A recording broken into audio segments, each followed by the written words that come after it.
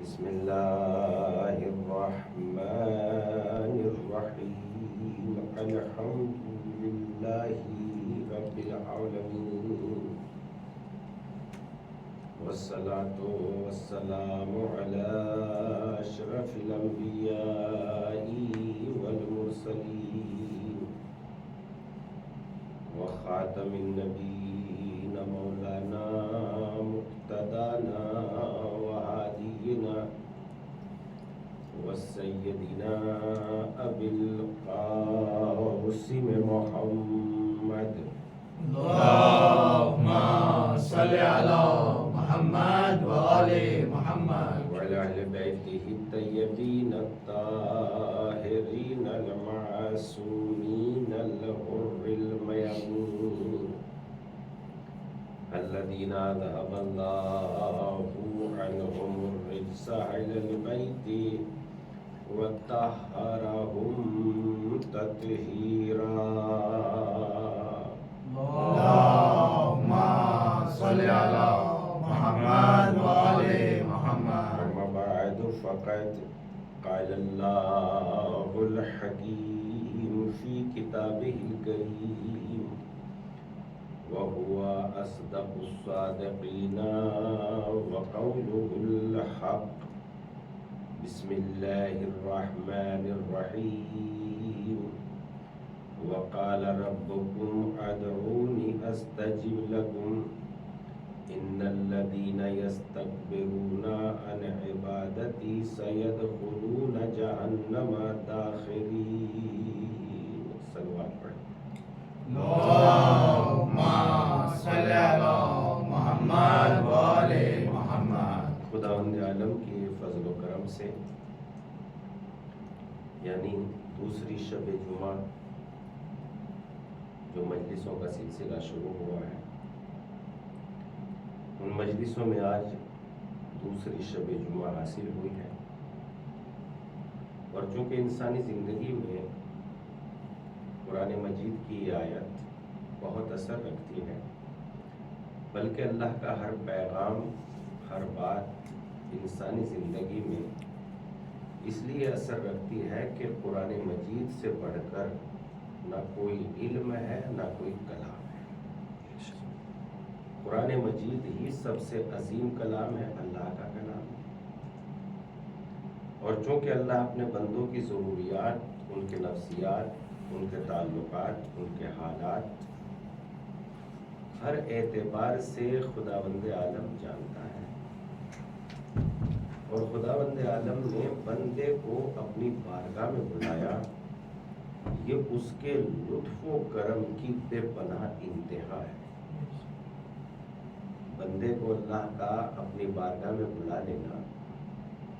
گناہ گار بھی ہے، عیار و مکار بھی ہے، چغل خور بھی ہے، کتنا بھی بڑا گناہ گار کیوں نہ ہو،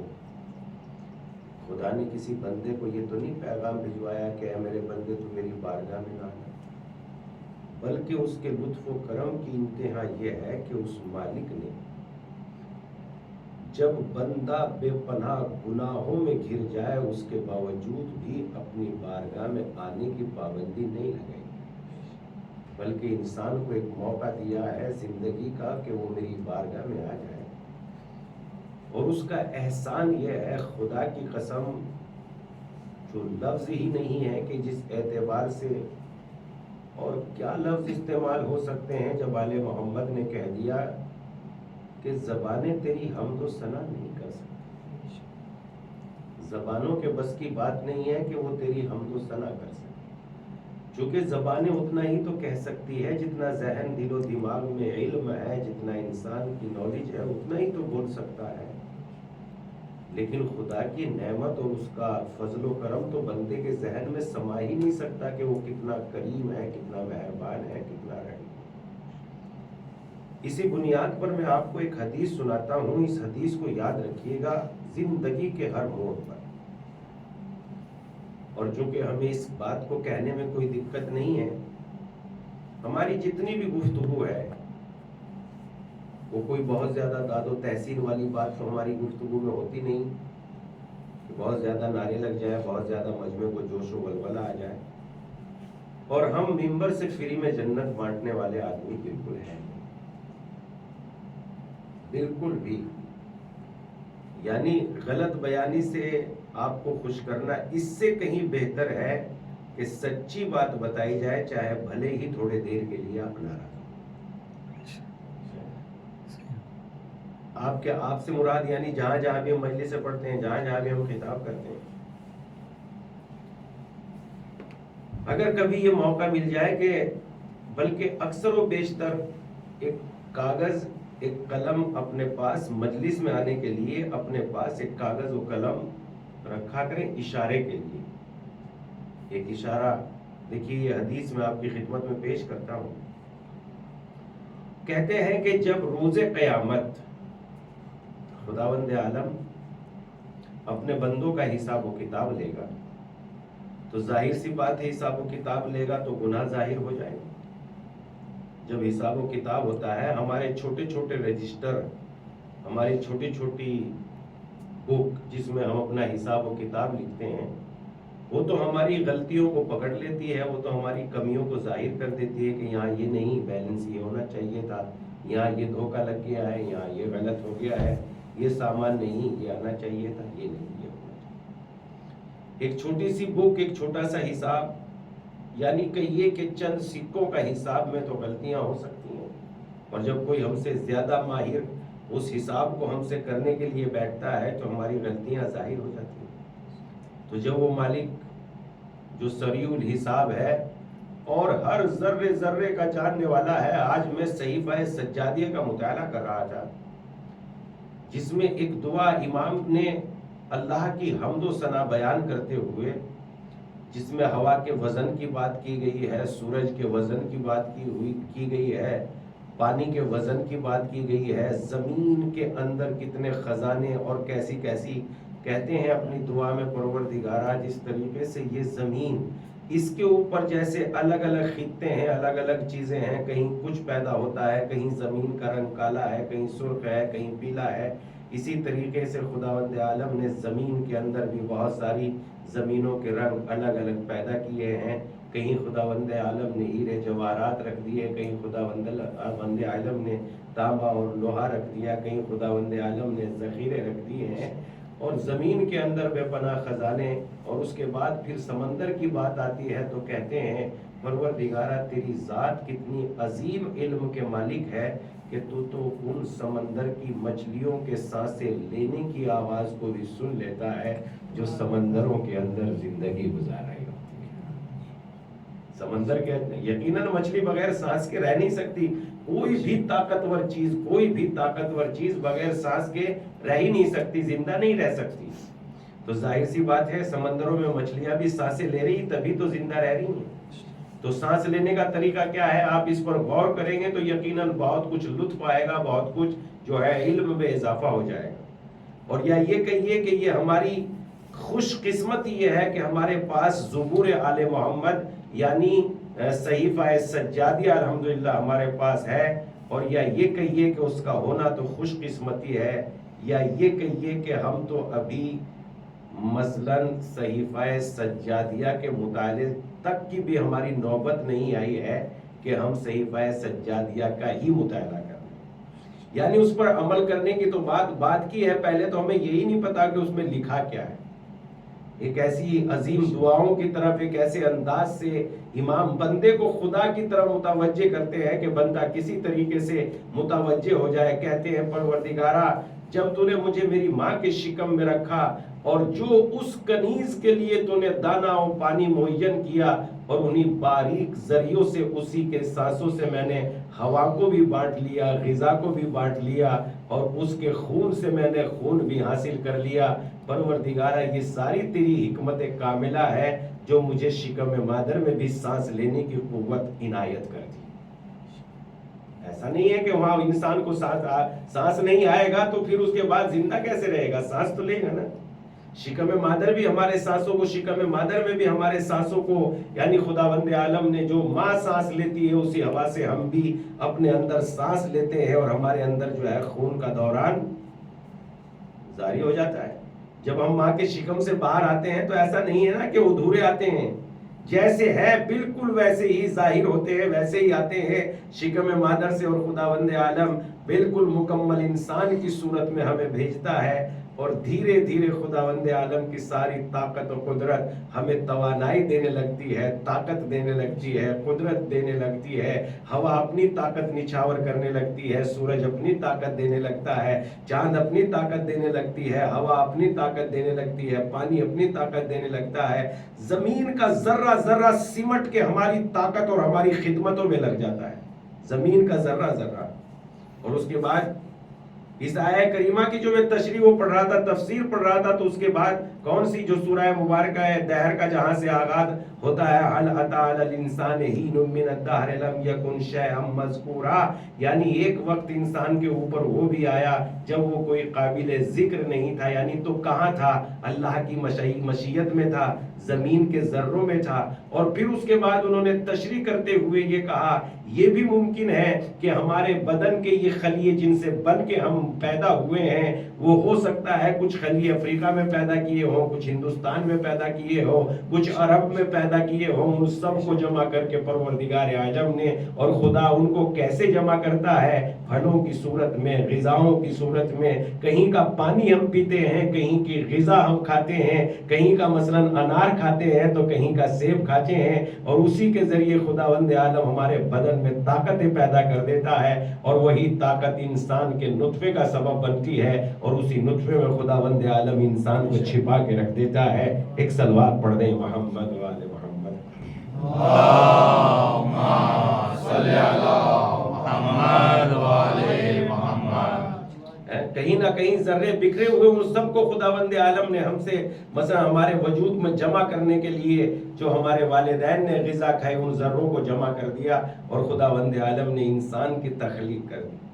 اور اس کے بعد جب ہم سانس لینے لگے، جب آگے بڑھنے لگے، اور اس کے بعد خداوند عالم نے ہمیں غیر مکمل پیدا نہیں کیا، جیسا کہ خطبے میں جناب شہزادی کائنات فرماتی ہیں، وہ خطبہ فدق کے نام سے جو مشہور ہے، پروردگارا تیرا حمد ہے، تیری حمد ہے اس بات پر کہ جو بھی نعمت تو نے عطا کی ہے وہ نہ تمام یعنی ناقص نعمت عطا نہیں کی ہے، بلکہ تو نے کامل نعمت عطا کی ہے۔ یہ اس کا حمد ہے، یہ اس کی ثنا ہے، یہ اس کا کرم ہے کہ جو بھی اس نے نعمتیں دی ہے پوری یہ نعمت عنایت کی ہے۔ مثلا مثال کے طور پر کان دے دیتا مگر ادھورا کان دے دیتا تو نہ ہمارے کسی کام آ سکتا تھا، نہ سننے کے کام آ سکتا تھا۔ مثلا اس کے بعد جو ہے زبان دے دیتا، بہت سے لوگوں کی زبانیں اتنی سی زبانیں ہوتی ہیں، مجھے بھی تو ایسا بنا سکتا تھا مگر مالک نے مجھے مکمل نعمتیں دی ہیں۔ کبھی ایسا بھی ہوتا ہے، کیا فرمایا سیدہ کائنات نے؟ پروردگارا تو نے جو نعمتیں دی ہیں وہ ادھوری نعمت نہیں دی ہے بلکہ پوری نعمت تو نے عنایت کی ہے۔ مثلا ہاتھ دے دیتا، بہت سے لوگوں کے ہاتھ ہم نے دیکھے ہیں، ہاتھ تو ہے مگر اتنا سا ہاتھ جو ہے یہاں لٹکا ہوا ہے اور بس اتنا سا ہی ہے، نہ کسی کام کا رہ جاتا ہے نہ کسی خدمت کا رہ جاتا ہے۔ خدا نے جو نعمتیں ہمیں دی ہے ذرا آپ غور کریں، مکمل نعمت عنایت کی ہے، اور جب خدا نے احسان ہے نعمتوں کو نقص نعمتوں میں نقص و کمی کے اعتبار سے ہمیں عطا نہیں کی بلکہ مکمل اللہ نے ہمیں نعمت عنایت کی ہے۔ اور اس کے بعد جب قدرت نے ہمیں اپنی بارگاہ میں بلا لیا، ہمارے گناہوں پر یعنی اپنی بارگاہ میں بلا کے ہمیں اجازت دی، مجھ سے مانگو جو تم طلب کر سکتے ہو، مجھ سے طلب کرو۔ اور یہ اس پروردگار عالم کا بندے پر کرم ہے کہ اپنی بارگاہ میں مجھے لب کشائی کرنے کی اجازت دے دی، ورنہ ہم اگر کسی کے پاس تھوڑی سی دنیا آ جاتی ہے، تھوڑا سا وقار آ جاتا ہے، تھوڑا سا عہدہ آ جاتا ہے، تھوڑی سی عزت آ جاتی ہے، مثلا کوئی بڑا پی ایم سی ایم بن گیا ہے، تھوڑی سی عزت آئی ہے، ہم اس کے پاس اگر جانے کے لیے جانا تیاری کرتے ہیں تو ہزاروں خطرے، ہزاروں خوف، ہزاروں ڈر، ہزاروں باتیں ہمارے دل میں پیدا ہوتی ہے، مگر کیا کہنا اس پروردگار کا جس نے اپنی بارگاہ میں بلایا ہے تو رحم کے ساتھ بلایا، اور یہ کہہ کے بلایا اگر تو گناہ بھی کر کے آ رہا ہے تو میں تیرے گناہوں کو معاف کرنے کی طاقت و قدرت رکھتا ہوں، میں تیرے گناہوں کو معاف کرنے کی طاقت و قدرت رکھتا ہوں۔ تو اس اعتبار سے سنیے خدا کی قسم روایت جو میں کہہ رہا تھا کہ ہمیں کچھ اشارے لکھ لینے چاہیے، ان باتوں کو یاد کر لینا چاہیے۔ اور وہ کیا ہے روایت؟ وہ روایت یہ ہے کہ جب اللہ حساب و کتاب لے گا اپنے بندوں کا تو ظاہر سی بات ہے سب لوگوں پر گناہ ظاہر ہو جائیں گے. حساب و کتاب ہوگا تو گناہ ظاہر ہو جائیں. روز محشر میں روایت ہے کہ خداوند عالم کی بارگاہ میں ہمارے نبی جو نبیوں کے سردار ہیں اس کے بعد جناب رسالت مآب محشر میں آگے بڑھیں گے اور اللہ کی بارگاہ میں ہاتھوں کو دعا کر کے دعا کے لیے بلند کریں گے اور ارشاد فرمائیں گے اے میرے پروردگار تو رحیم ہے تو کریم ہے,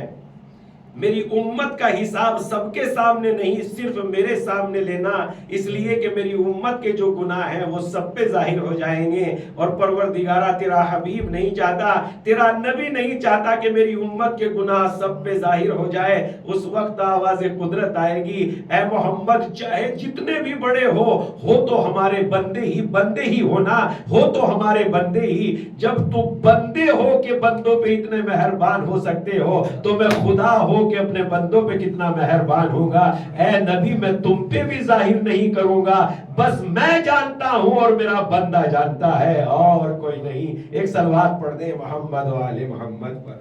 اللہم صلی علی محمد و آل محمد. میں جانتا ہوں اور میرا بندہ جانتا ہے بس. اور واقعی دعائے کمیل میں یہ جملہ یہ ارشاد ہوتا ہے, دعائے کمیل میں امام نے فرمایا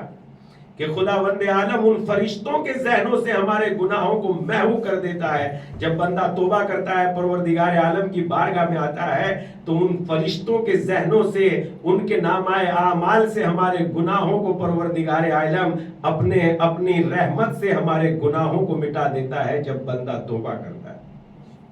تو یہ خداوند عالم کی مہربانی اور اس کی رحمت ہے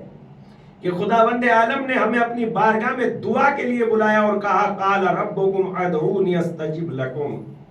تمہارے رب نے تمہاری طرف یہ پیغام بھیجا ہے قال ربکم ادعونی استجب لکم, اے میرے بندے مجھ سے طلب کرو, مجھ سے دعا کرو, مجھ سے مانگو. اور جب میرا بندہ مجھ سے طلب کرتا ہے اور پھر اس کے بعد ارشاد ہوتا ہے اگر تم نے میری بارگاہ میں اپنی حاجتوں کو پیش نہ کیا تو ان الذین یستکبرون عن عبادتی سیدخلون جہنم داخرین. اگر تم میرے علاوہ کسی غیر سے طلب کرو گے تو تمہیں ذلیل و رسوا کر کے جہنم میں داخل کر دوں گا. لہذا میرے بندوں مجھ سے طلب کرو, مجھ سے مانگو. اور چونکہ جب ہم پروردگار سے مانگتے ہیں تو پروردگار عالم کی پہلے تو عظمت و قدرت اور اس کے رحم و کرم کے بارے میں ہم یاد کریں کہ اللہ کا رحم و کرم ہمارے اوپر کتنا بے پناہ ہے. اور پھر جب ہم اس سے مانگتے ہیں تو خدا یہ چاہتا ہے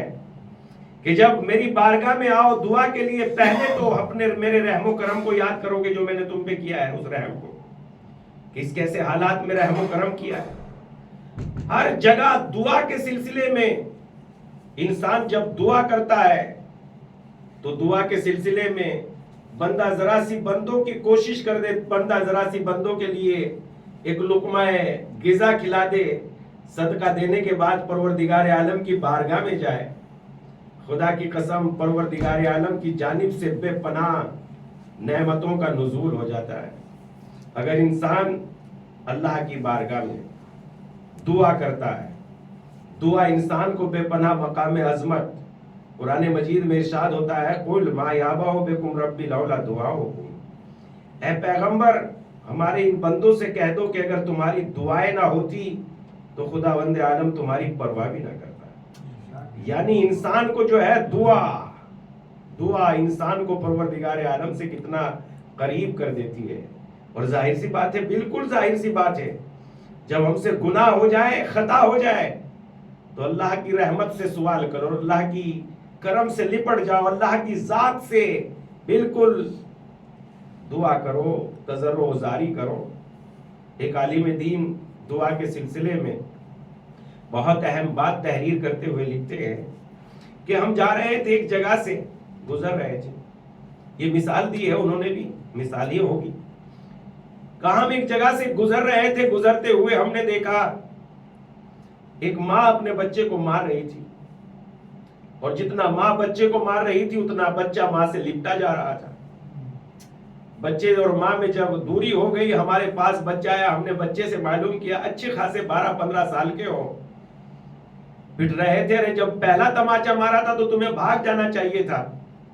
بچے نے ہم سے کہا کہ مولانا صاحب اتنے بڑے ہو گئے اور اتنی سی بات نہیں جانتے. کہا معاملہ کیا ہوا؟ کہا نہیں آپ نے کہا کہ مجھے جب ایک تماچا مارا تھا تو مجھے بھاگ جانا چاہیے، اگر میں بھاگ جاتا تو ماں اور غصے میں آ جاتی اور مجھے معاف نہ کرتی. مولانا صاحب دیکھیے بات یہ ہے کہ جب مہربان وجود آپ سے ناراض ہو جائے تو اس سے دور بھاگنے کی ضرورت نہیں ہے، اس سے جتنا لپٹتے چلے جاؤ گے اتنی ہی ماں راضی ہو جائے گی. میں اس لیے تماچا تو کھا رہا تھا مگر ماں سے اس لیے لپٹ رہا تھا کہ چونکہ وہ میرے لپٹنے کی بنیاد پر راضی ہو جائے. تو اس بنیاد پر مہربان وجود جتنا ناراض ہو جائے اتنا ہی اس کی ذات سے ملتمس ہو جاؤ، اور جب ہم اس کی ذات سے ملتمس ہو جائیں گے تو اتنا ہی ہمیں معاف کر دے گا. تو اس اعتبار سے اللہ کی بارگاہ میں دعا کے لیے ہاتھوں کو اٹھاؤ. جب ہم دعا کے لیے ہاتھوں کو اٹھائیں گے تو خداوند عالم کی رحمت میں جوش آ جاتا ہے. میرا بندہ میری بارگاہ میں آیا ہے، میرا بندہ مجھ سے طلب کر رہا ہے. اور جب ہم اپنے چھوٹے چھوٹے ہاتھوں سے، چھوٹے چھوٹے بالکل ذرا ذرا سے ہاتھوں سے، ہمارے ہاتھ چاہے جتنے بھی بڑے کیوں نہ ہو جائے، جب ہم اپنے چھوٹے چھوٹے ہاتھوں سے کچھ عطا کرتے ہیں تو خدا اپنے بڑے بڑے ہاتھوں سے عطا کرتا ہے. بڑے بڑے ہاتھ خدا کے کوئی بڑے بڑے ہاتھ نہیں ہیں، بلکہ یہاں طاقت کی بات ہے، یہاں قدرت کی بات ہے. چونکہ اس کے اتنے بڑے ہاتھ ہیں، وہ کن کہتا ہے اور ہو جاتا ہے، لفظ بھی ادا نہیں کرتا اور چیز وجود میں آ جاتی ہے. وہ ایسی قدرتوں کا مالک ہے. تو جو ایسی قدرتوں کا مالک ہے اس کی بارگاہ میں آ جائیں اور ہم دعا کریں. کیا کہا؟ قال ربکم ادعونی استجب لکم. اے میرے بندو مجھ سے دعا کرو. تمہارے رب نے تم سے کہا. اس کا جب مثلا ترجمہ کریں گے، لفظی ترجمہ کریں، قال ربکم ادعونی استجب لکم. تمہارے رب نے تم سے کہا ہے کہ مجھ سے دعا کرو، مجھ سے مانگو. تمہارے رب نے کہا ہے. اگر لفظ رب کی ہی خصوصیات میں جایا جائے تو جب ہم لفظ رب کی تشریح میں جاتے ہیں تو ربوبیت ہمیں بتاتی ہے کہ ہر وہ رب جو پالنہار ہے، جو عطا کرتا ہے. مثلا جیسے ماں باپ کو بھی رب مزاجی کہا جاتا ہے. اور ماں باپ کی کیفیت کیا ہوتی ہے؟ بچہ طلب سے پہلے بچے کی حاجتوں کو پورا کر دے. تو جو مزاجی رب اتنے مہربان ہوتے ہیں تو وہ حقیقی رب جس نے ہمارے آنے سے پہلے ہماری ضرورتوں کو پورا کر دیا. ہم تو مانگنے کے معنی نہیں جانتے تھے مانگنا کیا ہوتا ہے، مگر دینے والا اپنی مصلحتوں کو بھی جانتا تھا اور دینے کے معنی بھی جانتا تھا. اس نے بندے کو اجازت تو دی ہے مگر دعا کی قبولیت اپنے ہاتھوں میں رکھی ہے. سب بندہ مانگ لے گا خدا دے دے گا ایسا نہیں ہے. جو اس کے لیے مفید ہوگا وہی دے گا، جو اس کے لیے مفید نہیں ہوگا وہی نہیں دے گا. اور اس کے بعد میں آج ہی مطالعہ کر رہا تھا دعا کے سلسلے میں، جس میں روایت میں لکھا ہے کہ اگر بندے کی دعا قبول بھی نہیں ہوتی اس وقت جب اس کے پاس کوئی مصیبت نہیں ہے، لیکن جب مصیبت آتا ہے تو اس وقت خدا اس کی وہ دعائیں قبول کر لیتا ہے جو اس نے آسانیوں کے زمانے میں خداوند عالم سے دعائیں کی تھی. تو میرے بندوں مجھ سے مانگو ہے، میرے بندوں میری بارگاہ میں آ جاؤ. اور جب میرا بندہ میری بارگاہ میں آ جاتا ہے اس کے بعد امام فرماتے ہیں حدیث قدسی کا حوالہ دیتے ہوئے، اور اللہ حدیث قدسی میں ارشاد فرماتا ہے میں اپنے بندے سے اس وقت سب سے زیادہ راضی ہوتا ہوں جب میرا بندہ گناہوں کو چھوڑ کے میری طرف رخ کر لیتا ہے. تو اس اعتبار سے جب ہم دیکھتے ہیں اللہ کی بارگاہ میں کہ اللہ سے مانگے، تھوڑا سا کچھ دے دیں اللہ کی بارگاہ میں. کیا کہا؟ جو اپنے چھوٹے چھوٹے ہاتھوں سے دے گا خدا اسے بڑے ہاتھوں سے دے گا. یعنی ہم دے ہی کیا سکتے ہیں؟ معمولی سی ایک چیز، ایک لقمہ، ایک روٹی. اور وہ بھی یہ نہیں کہ تم بھوکے رہ جاؤ اور اپنا پیٹ نہ، بلکہ جو تمہاری ضرورت سے بچ جائے، بلکہ کسی کو شریک کر لو، کسی کو شریک کر لو. کوئی کمی نہیں آ جائے گی، کوئی بھوکے نہیں مر جائیں گے، کوئی کمی نہیں آ جائے گی. ایک لقمہ روٹی میں، ایک لقمہ روٹی میں، ایک لقمہ روٹی میں اللہ دعاؤں کو قبول کر لیتا ہے اور زندگی جیسی نعمتوں کو عطا کر دیتا ہے ایک لقمہ روٹی میں، جس کی کوئی حیثیت نہیں ہے. 10-20 روپے کی تو آج بھی نہیں ہے. میں تو بمبے کے حالات جانتا ہوں، بہت ہوئی تو 10 روپے کی ہوگی. وہ بہت بڑے ہوٹل میں کبھی گیا نہیں، چھوٹے موٹے میں گیا ہوں. 10 روپے سے زیادہ شاید ابھی بھی نہیں ہے. تو 10 روپے سے زیادہ کی اوقات نہیں ہے، اور اس کے بدلے میں خدا عمر میں اضافہ کر دیتا ہے، دعاؤں کو قبول کر لیتا ہے. سنیے دعا کے سلسلے میں واقعہ. ایک بندہ خدا بنی اسرائیل کا ایک بزرگ انسان تھا، بوڑھا انسان. یہ بزرگوار جو ہے اللہ کی بارگاہ میں بے اولاد تھا بیچارہ، اس کی کوئی اولاد نہیں تھی. یہ بزرگوار اللہ کی بارگاہ میں دعا کرتا تھا، پروردگارہ ایک بیٹا عنایت کر دے، اولاد عطا کر دے، بیٹی ہو یا بیٹا، وہ کوئی فرق والی بات نہیں ہے بالکل بھی، یہ فقط ذہنوں کا تھوڑا سا بودریشن ہے، باقی اور کچھ بھی نہیں ہے۔ چاہے جو بھی ہو، اللہ کی بارگاہ میں اولاد ہے تو اولاد ہے۔ ایک نبی کے یہاں، ایک کسی کے یہاں بیٹی پیدا ہوئی، وہ کسی نبی کی خدمت میں گیا، نبی نے فرمایا اس کی خدمت کرنا، اللہ اس کی نسل سے 70 نبیوں کو پیدا کرے گا۔ اور واقعاً مرکز کے اعتبار سے تو اگر دیکھا جائے، ہم وجود سے آئے ہیں تو ماں کی ہی تو قدموں سے آئے ہیں، ماں کی ہی تو وجود سے آئے ہیں۔ اگر ماں ہی نہ ہوتی، اگر بیٹی نہ ہوتی تو ماں کہاں سے بنتی؟ تو اس اعتبار سے جو ہے عورت کا وجود اللہ کی بارگاہ میں بڑا مقرر ہے، بے پناہ۔ جب اس کے بارے میں بات ہوگی تو بات کریں گے۔ تو یہ دعا کر رہا تھا، پروردگارہ اولاد دے دے میرے مالک، میں بے اولاد ہوں۔ 30 سال ہو گئے دعا کرتے کرتے، دعا قبول نہیں ہو رہی تھی۔ اپنے زمانے کے نبی کی خدمت میں گیا، یہ جملہ ہمارا یاد رکھیے گا کہ ایک لقمہ روٹی، ایک روٹی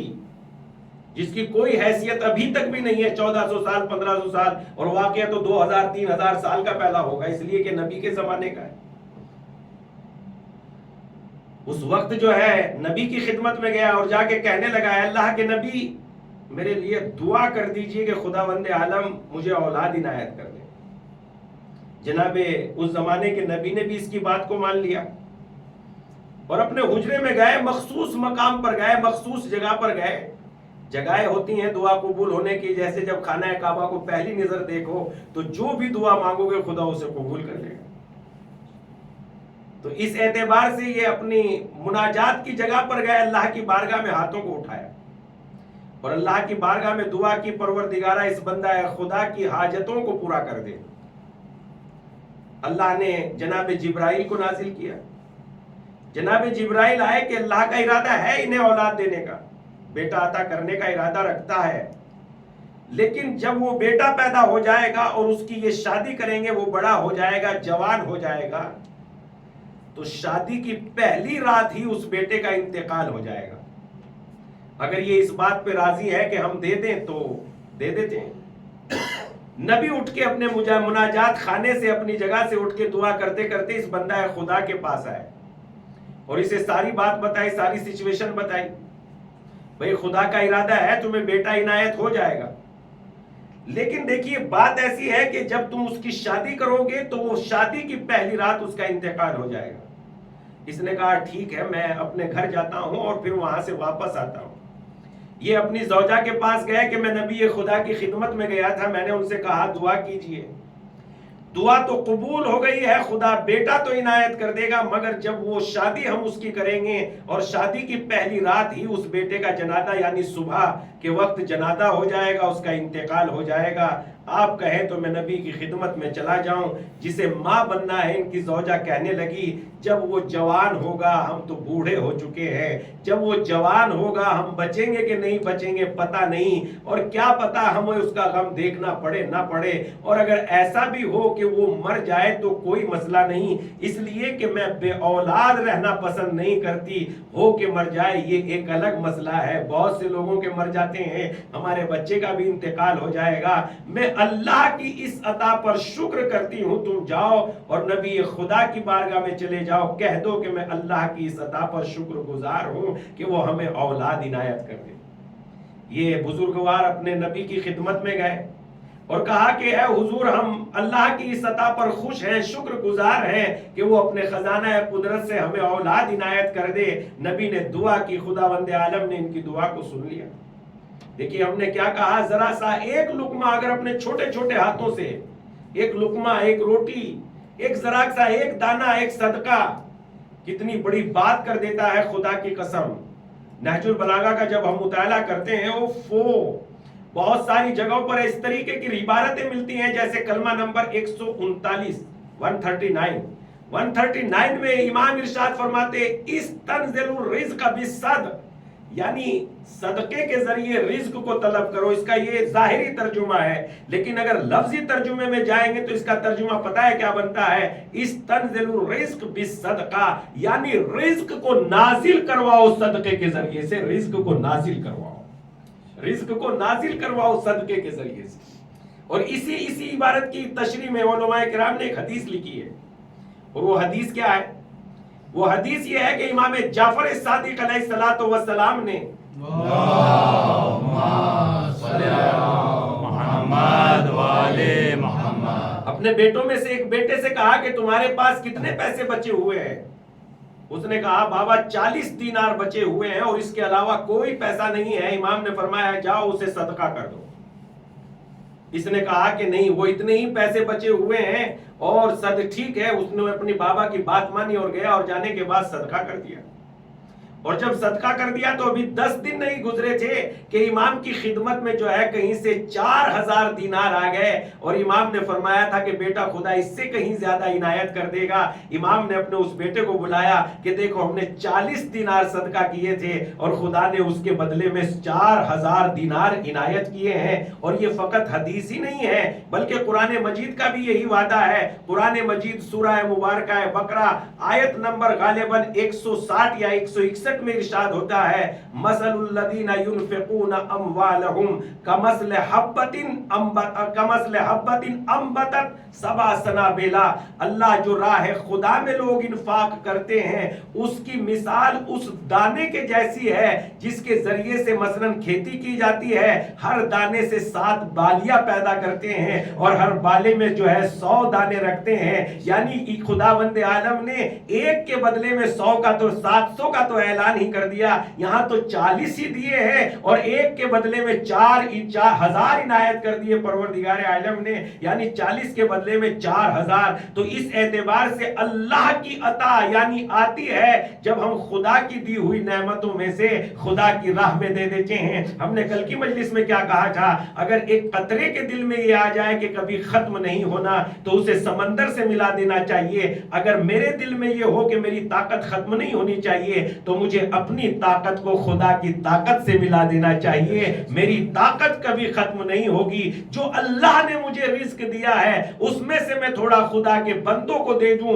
یہ خدا کی قدرت کی بنیاد پر یہ رزق کی طاقت میری کبھی ختم نہیں ہو سکتی۔ اس لیے کہ میں مختصر سا رزق رکھتا ہوں اور خدا بے پناہ رزق کے خزانے رکھتا ہے، اس لیے تھوڑا سا دے دو اس کی بارگاہ میں۔ لہذا یہ گیا اپنی زوجہ کے پاس اور زوجہ کے پاس جانے کے بعد اس نے کہا دعا تو قبول ہو جائے گی۔ تھوڑے ہی دن گزرے تھے، تھوڑے سے دن گزرے تھے، ماں کو احساس ہونے لگا کہ خداوند عالم نے جو وعدہ کیا ہے اللہ نے اپنے وعدے کو پورا کر دیا، اور قرآن میں اللہ نے بھی اعلان کیا ہے ان اللہ لا یخلف المیعاد۔ ارے خدا تو اپنے وعدوں کی خلاف ورزی ہی نہیں کرتا، اور جب خدا خلاف ورزی نہیں کرتا، یہاں تک کہ الحمدللہ ماں کو محسوس ہو گیا کہ میں ماں بننے والی ہوں، اور دن گزرتے گئے یہاں تک کہ 9 مہینے پورے ہو گئے، اور وہ دن بھی آ گیا کہ قدرت نے ماں کی آغوش میں اپنی قدرت کی ایک نمونہ اپنی قدرت کو ظاہر کر دیا، اور تھوڑے ہی دنوں میں ایک پوری زندگی ماں کے آغوش میں آ گئی۔ یہ اللہ کی امانت ہے،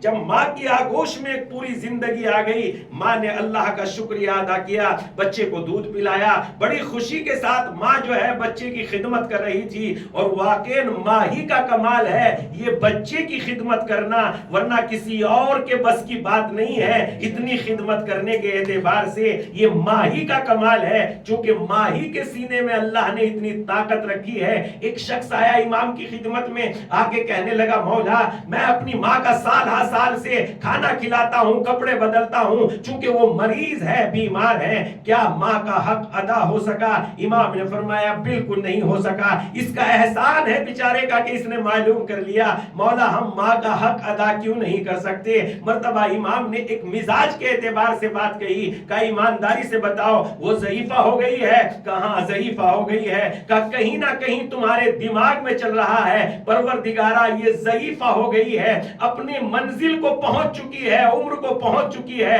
لہذا تو اپنی رحمت اس کے اوپر نازل فرما دے۔ ہاں مولا میرے دماغ میں یہ تو چل رہا ہے کہ اس کے اوپر کہیں اپنی رحمت نازل فرما دے، یعنی تیرے دل میں موت کی تمنا چل رہی ہے۔ ہاں مولا مولا میرے دل میں موت کی تمنا چل رہی ہے، کہ بس یہی فرق ہے تجھ میں اور ماں میں، جب تو بیمار ہوتا تھا وہ تیرے لیے زندگی کی دعائیں کرتی تھی، اور آج وہ ضعیفہ ہو گئی تو تیرے دل میں موت کی تمنا جا رہی ہے۔ اس لیے ماں کے دل میں ایک پوری زندگی آ گئی، ماں کے آغوش میں ایک پوری زندگی آ گئی۔ شکر خدا کرتے ہوئے بچے کو پروان چڑھا رہی ہے۔ خدا کی قسم میری اوقات نہیں تھی کہ میں بول پاتا، یہ تو اسی ماں کے چبائے ہوئے لقمے ہیں، اور یہ میری ہی بات نہیں ہے بلکہ امام حسین جیسے شخص نے بھی یہی بات کہی۔ جب بیعت کا انکار کیا تو یہ نہیں کہا میں تنہا بیعت کا انکار کر رہا ہوں، نہیں یہ نہیں کہا، بلکہ امام نے کہا اگر میں اس بیعت کو قبول بھی کر لوں تو اللہ اور اس کا رسول اس بیعت کو قبول نہیں کرے گا،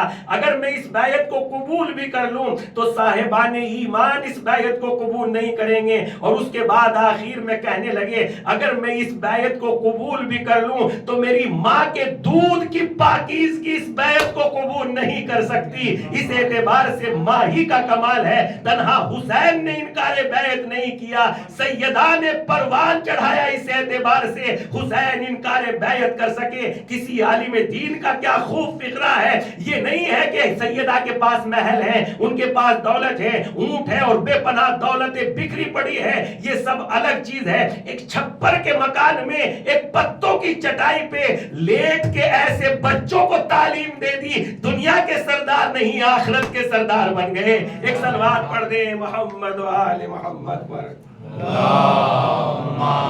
صلی علی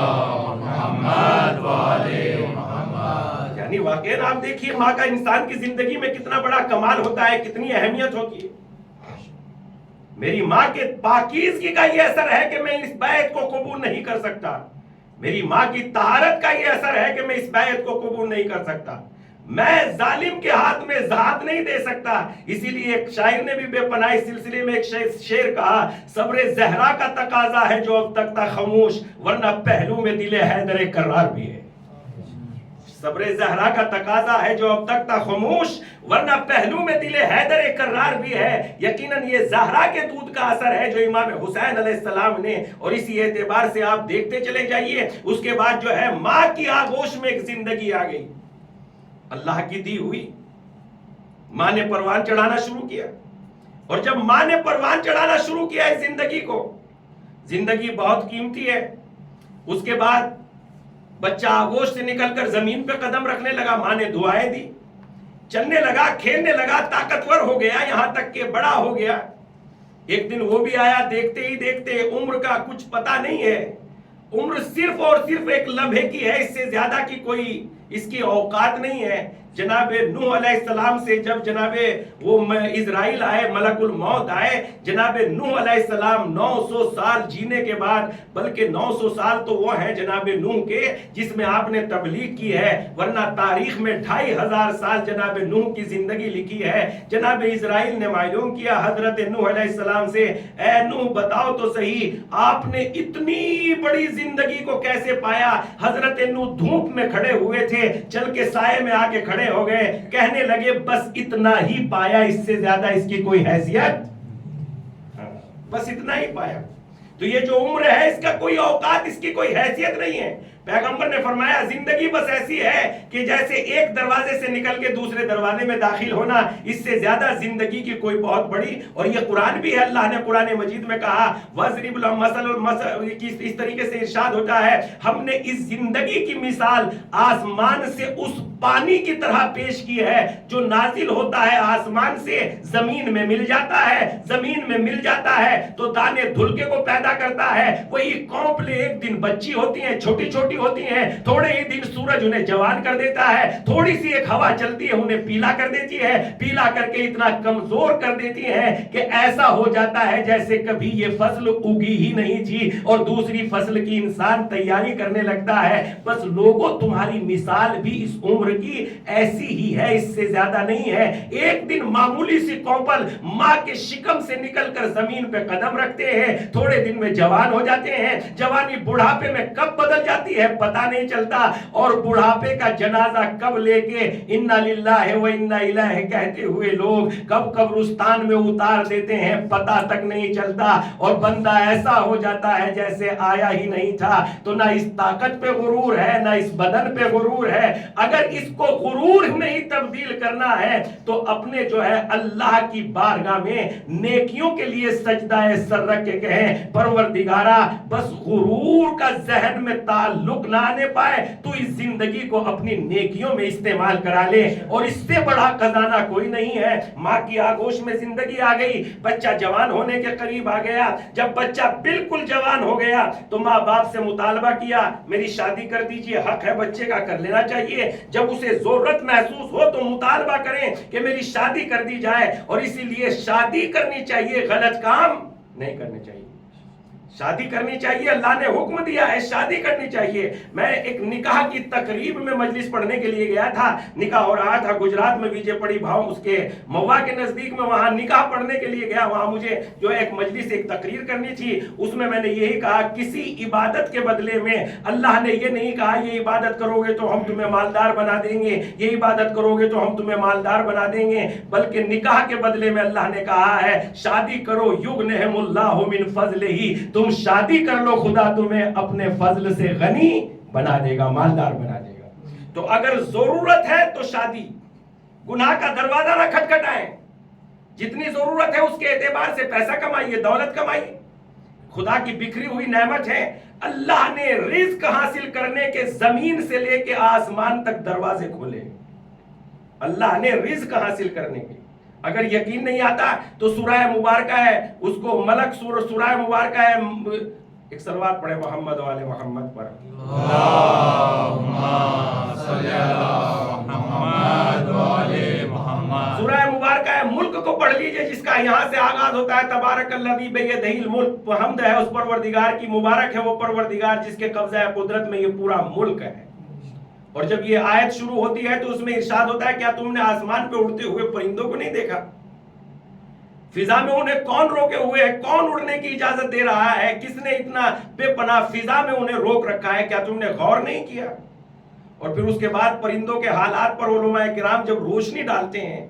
خدا کی قسم پرندوں کے حالات میں یہ لکھتا ہے، ہمیں تفسیر میں ملتا ہے کہ یہ گرمی کے زمانے میں جہاں جدھر سردی ہوتی ہے ادھر چلے جاتے ہیں، اور جدھر زیادہ سردی ہوتی ہے تو ادھر آ جاتے ہیں، جدھر اچھی مثلا ٹھیک ٹھاک حالات ہیں یہ ادھر چلے آتے ہیں۔ اور اس کے بعد یہ تفسیر میں لکھتے ہیں کہ یہ سمندروں کے راستے سے جاتے ہیں، اور سمندروں کے راستے سے اڑتے اڑتے ایک دن میں نہیں پہنچ جاتے۔ کتنی بڑا ہے یہ ملک، مثلا ہمیں ہندوستان سے چل کے یہاں آنے کے لیے 10 گھنٹے مسلسل اڑنا پڑتا ہے، اور وہ بھی تیز رفتار جہاز میں، تب جا کے ہم یہاں پہنچتے ہیں۔ اس کے بعد آپ غور کریں وہ پرندے اپنے پروں سے کتنے دنوں میں اتنے دور جائیں گے؟ ہندوستان اگر انہیں جانا ہو تو کتنے دنوں میں جائیں گے؟ کہا وہ پرندے سمندروں کے راستے سے اڑ کے دوسری طرف پہنچتے ہیں جدھر ان کی اللہ نے روزی رکھی ہے، مگر راستہ نہیں بھٹکتے۔ اور اس کے بعد یہ لکھتے ہیں تفسیر میں، اب ایمانداری سے بتاؤ پھیلا ہوا پانی ہے چاروں طرف، ان پرندوں کا رزق اس پانی پہ تو نہیں ہے، اب یہ اترتے بھی نہیں ہے۔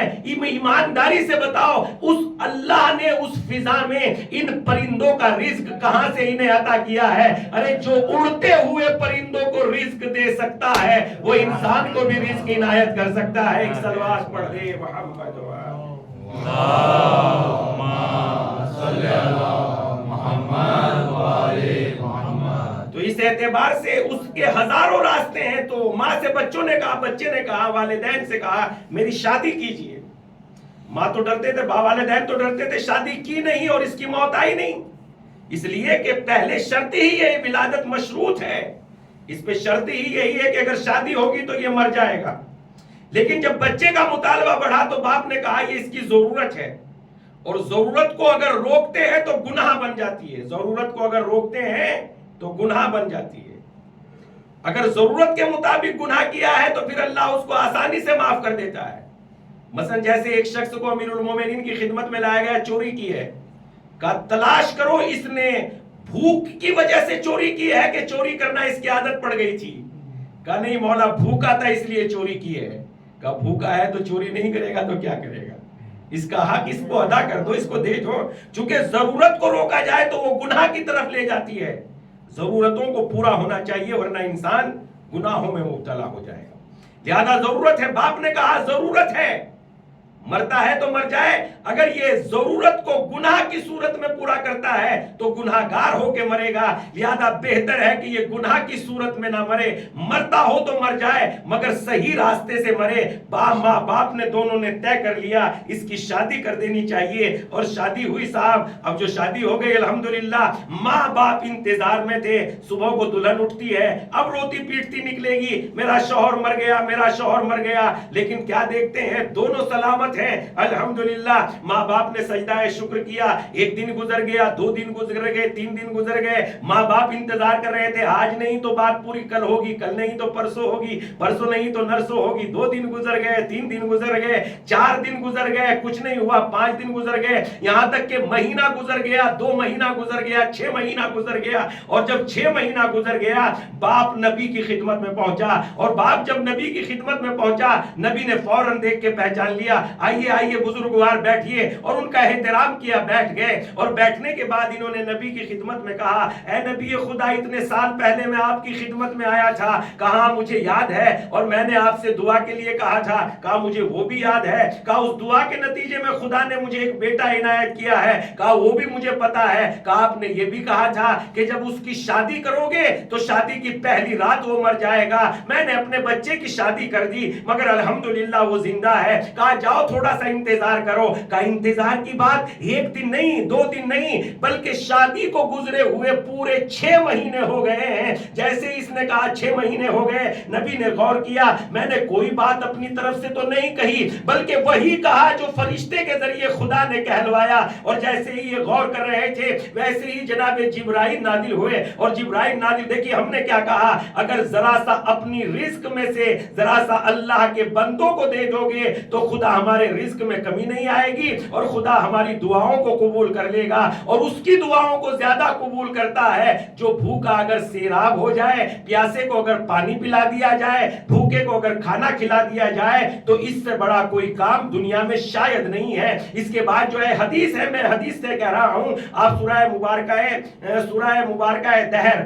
مبارکہ دہر کی تفسیر میں یہ حدیث لکھی ہوئی ہے کہ اگر کوئی پیاسے کو سیراب کرتا ہے، بھوکے کو کھانا کھلاتا ہے، تو نہ کوئی ملک، نہ کوئی فرشتہ، نہ کوئی نبی، نہ کوئی رسول اس کے ثواب کو کوئی نہیں جانتا، صرف خدا اس کے ثواب کو جانتا ہے، صرف خدا اس کے ثواب کو جانتا ہے۔ اس اعتبار سے ہم دیکھتے ہیں، جب ہم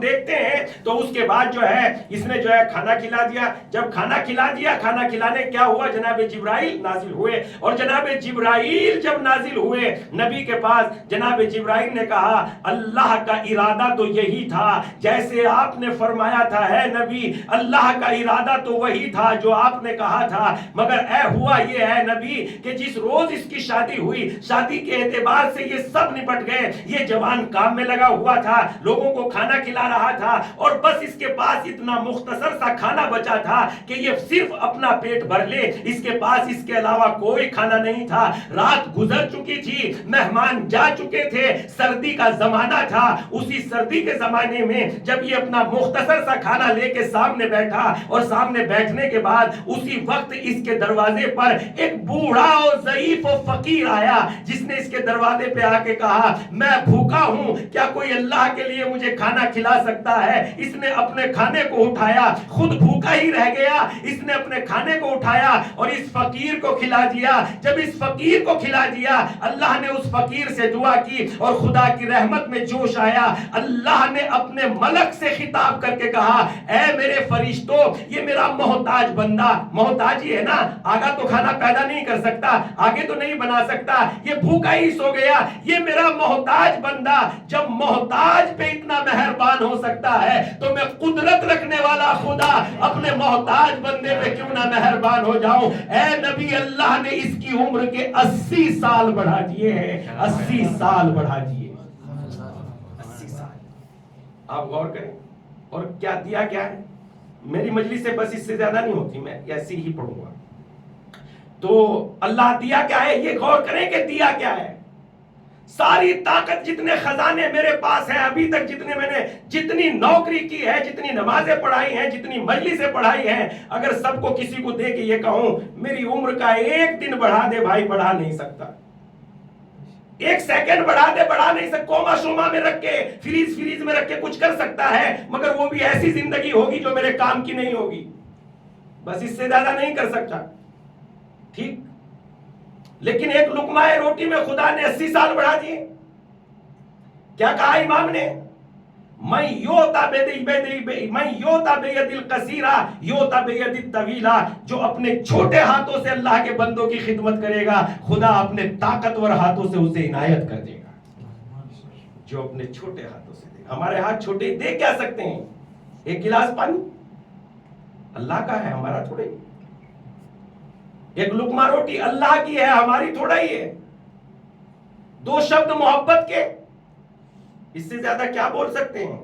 اور یہ 2 شبد محبت کے اللہ کی راہ میں صدقے کے برابر ہمارے نبی نے فرمایا اگر کچھ پیسے نہیں دے سکتے تو غربت زدہ پریشان لوگوں سے مسکرا کے مل تو سکتے ہو ہنس کے مل تو سکتے ہو یہ ہنس کے ملنا ہی اللہ کی بارگاہ میں تمہارے لیے صدقہ ہو لہذا دعا اللہ کی بارگاہ میں دعا آج شب دعا ہے آج شب جمعہ ہے لہذا اللہ کی بارگاہ میں دعا کے لیے اپنے لیے دعا کریں دوسروں کے لیے دعا کریں دعا سے بڑا کوئی خزانہ دعا سے بڑا کوئی تحفہ نہیں دعا سے بڑا کوئی تحفہ نہیں لہذا اپنے لیے دعا کیجئے اپنے اہل و عیال کے لیے دعا کیجئے اپنے خاندان کے لیے دعا کیجئے اپنے بھائیوں کے لیے دعا کیجئے لوگوں کے لیے دعا کیجئے دعا سے بڑی کیا کہا کل ما یاباؤ بکم ربی لولا دعا اے پیغمبر کہہ دو اگر تمہاری دعائیں نہ ہوتی اور پھر وہ بندگان خدا جن کے نام پہ یہ مجلس برپا ہیں شہزادی کونین کی دعائیں صحیفہ فاطمہ اللہ اکبر سیدہ کونین کے بارے میں رات بھر دعائیں کرتی تھی اور اپنے لیے کچھ بھی نہیں مانگتی تھی دوسروں کے لیے مانگتی تھی دوسروں کے لیے طلب کرنا تو اس اعتبار سے دعا سے بڑی اور کوئی دعا اور حد تو یہ ہے کہ کیا کہنا ان دعا گزار بندوں کا انہوں نے اپنی طاقت کو کبھی بد دعا میں استعمال نہیں کیا ورنہ یہ نبی کی بیٹی اگر بد دعا کے لیے ہاتھ اٹھا دیتی خدا کی قسم تو کوئی ایک ایسا بھی نہ بچتا کائنات میں کوئی ریزہ نہ بچتا کوئی ذرہ نہ بچتا مگر نبی کی بیٹی نے دعا کے لیے ہاتھ نہیں اٹھایا کل کے مصائب میں جیسے میں نے آپ کی خدمت میں پڑھا کہ جب ابو الحسن کو رسی میں گلے کا پھندا ڈال کے گھر سے کھینچتے ہوئے مسجد تک لے گئے میں یہ بیان نہیں کر سکتا کہ کیا گزر گئی ہوگی نبی کی بیٹی پر کیا گزر گئی ہوگی اس لیے کہ اس محترم شخصیت کا جس کا احترام پیغمبر اسلام اتنا کرتے تھے اور اپنے کندھوں پہ سوار کر کے خانہ کعبہ میں بتوں کی صفائی جو نبی اپنے کندھوں پہ علی کو اپنے کندھوں پہ سوار کر رہے ہیں اس علی کی عظمتوں کا کیا کہنا مگر وہی محترم انسان جو بہت محترم تھا اسی کے گلے میں رسی کا پھندا ڈال کے کھینچتے یہ ظالم کھینچتے ہوئے لے کے گئے ہیں جس نبی کی بیٹی نے اپنے شوہر کا اتنا احترام دیکھا ہو وہ نبی کی بیٹی جب دیکھے گی کہ میرے شوہر کو جو ہے رسی میں کھینچتے ہوئے لے کے جا رہے ہیں یہ الفاظ نہیں احساس بیان نہیں کیا جا سکتا کہ نبی کی بیٹی پہ کیا گزر گئی نہیں بیان کر سکتی اور میں اس بات کو اس لیے کہہ رہا ہوں کہ نبی کی بیٹی نے بد دعا نہیں کی اور جب دروازے کے نزدیک پہنچی مسجد نبوی کے نزدیک پہنچی بس فاطمہ نے اتنا کہا تھا اے لوگو یا تو ابو الحسن کو چھوڑ دو ورنہ میں بد دعا کر دوں گی اور بس بد دعا کی نہیں لفظ ہی استعمال کیا تھا روایت کیا کہتی ہے ارے مسجد کی دیواریں بلند ہونے لگی آسمان سے عذاب کے آثار نازل ہونے لگے اور لوگوں نے دیکھ لیا اگر زہرا نے بد دعا کر دی ارے کتنی صابرہ ہے نبی کی بیٹی اس محترم ذات کے گلے میں رسی کا پھندا دیکھ رہی ہے مگر پھر بھی بد دعا نہیں کر رہی ہے نہ نبی کی بیٹی نے بد دعا کی نہ نبی کی نواسی نے بد دعا کی نہ حسین نے بد دعا کی واقعی لیکن کسی نے بد دعا نہیں کی ہے، ورنہ وہ زینب جس نے اپنے بابا کا اتنا احترام دیکھا ہے، اگر رسی میں اگر گلے میں بازوؤں میں جب رسن بن رہی تھی اس وقت بد دعا کے لیے ہاتھوں کو اٹھا دیتی، ارے کوئی بھی زمین پر نہ بچتا، مگر اس کے بعد بھی لوگوں کے لیے دعائیں تو کی ہے، اس لیے کہ ماں نے یہی سبق سکھایا ہے، بیٹی امت کے لیے بد دعا نہ کرنا، امت کے لیے دعا کرنا۔ اور کہاں کہاں دعا کی ہے آئیے میں بتاتا ہوں، ماں کی تعلیم پر کہاں عمل کیا ہے، ماں کی تعلیم پر عمل کیا، جناب سکینہ کو بٹھائے ہوئے مثلا اونٹوں پہ سوار، اور یہ قافلہ جب داخل ہوتا ہے کوفے میں داخل ہونے کے بعد اونٹ تھوڑے سے اونچے ہوتے ہیں، اور اونٹ جب اونچے ہوتے ہیں تو کوفے کی عورتیں جو ہے اوپر چھتوں پہ بیٹھی ہوئی تھی، ان میں سے ایک خاتون گویا ہوئی پروردگارا میرے بچے ایسے یتیم نہ ہو، اور ایک مرتبہ کچھ چادر اور پانی لے کے آگے بڑھی، اور پانی لے کے آگے بڑھتی ہے، سکینہ کے ہاتھ میں دیتے ہوئے کہتی ہے اے بیٹی یہ پانی لے لو لیکن میرے لیے چند دعائیں کر دو۔ جناب سکینہ کا ہاتھ جناب زینب نے پکڑ لیا، میری بچی پانی نہ پینا